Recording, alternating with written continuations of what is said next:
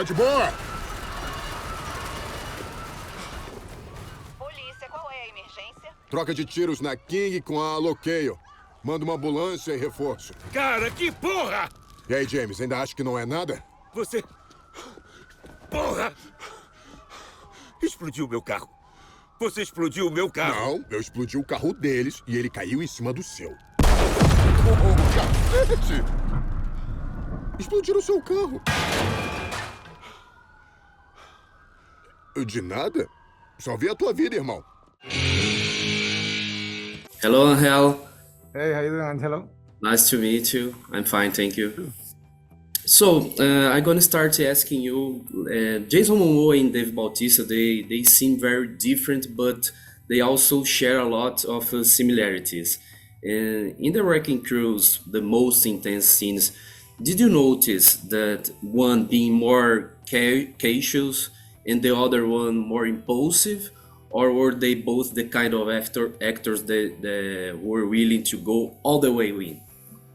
Yeah, I think both of them are very different, both on the page and in real life.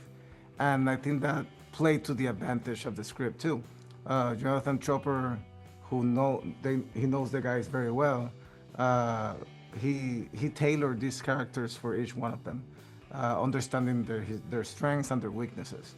And what was very beneficial is like they all went in accepting, making fun of themselves, making fun of versions of themselves, and allowed them to go hard on each other, with that brother dynamic, but also with their physicalities, which is like an amazing thing to see. Like those guys are two planets clashing, literally. Like they have a very strong gravitational pull.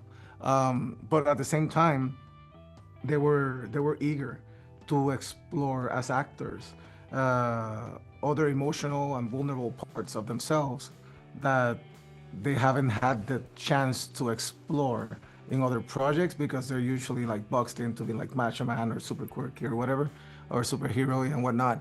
And here it was very nice to have the chance to play with these two action heroes and at the same time allowing them space to be emotional and vulnerable. Perfect. And there's a moment in the film where Jason Momoa's character Johnny interacts with Morena Baccarin, and he keeps saying "xuxuzinho." I wanna know, did that start as a set joke? How this was born? No, so the character was written as Latina, and in Blue Beetle, oh, Latino superhero. I was like, well, I need a Brazilian because Brazilians are part of Latin America, and they're often left out of the conversation. So that's how my love affair with Brazil started. And then with this one, getting all the cast, I was like, oh, Morena, she's great. Like I love her as an actress, and I love that she's also from Brazil. And when the character started playing, I was like, I told her like, just if you guys had a relationship, you said, oh baby, what would you say? What would you call him? Oh nene or xuxuzinho. I'm like, okay, just go with it. I'm not gonna tell you what to say. This is your language, this is your culture, this is your country. You do it.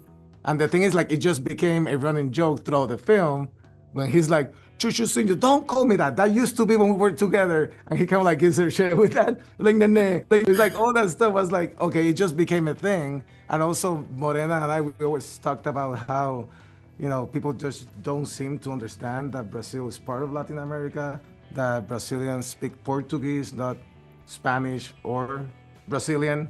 And the fact that that's a thing, she was like, oh, I want to make it a thing. So that's where he goes like, mucho, te quiero, oh, te quiero mucho. It's like, I don't speak Spanish, man. Like all this time together and still doesn't go through thick school. So it was fun for Morena to she wanted to set the record straight as a Brazilian. And for me, I wanted to give her the space to do so.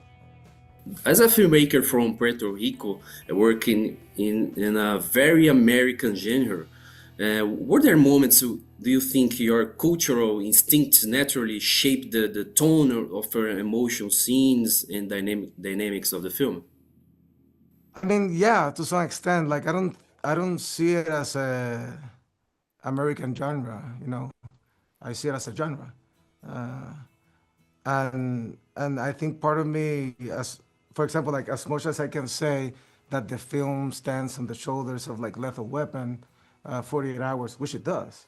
Um, I saw those movies back in the day, and I never saw it again because I didn't want to be influenced by that. On the contrary, I was watching more Korean cinema where while I was shooting the movie because I was trying to not be so which is inevitable, but to that end, I was like, you know, the genre, same thing with emotions.